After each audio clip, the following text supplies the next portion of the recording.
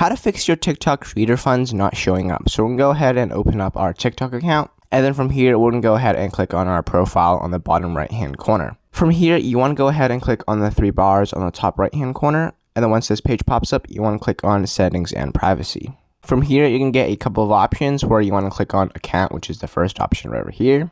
So you need to make sure that your account is switched over to a business account. Mine's is switched to personal account, meaning that's already switched to a business account. So you want to make sure that you have switched your account to a business account. The next thing that you need to do is go back to settings and privacy, and then you want to scroll down to the really bottom, and then under support and about is going to say report a problem. So we'll go ahead and click on that.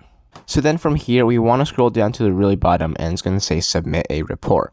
So we'll go ahead and click on that option. And then now you want to basically just tell TikTok exactly what you need them to help you with. Hey TikTok, please enable my creator funds that are not showing up. I have a business account and the feature is not there. Thanks. And then what you can also do is provide them with a screenshot, and then simply click on the submit button. And then just like that, after a day or two, TikTok is going to enable your feature.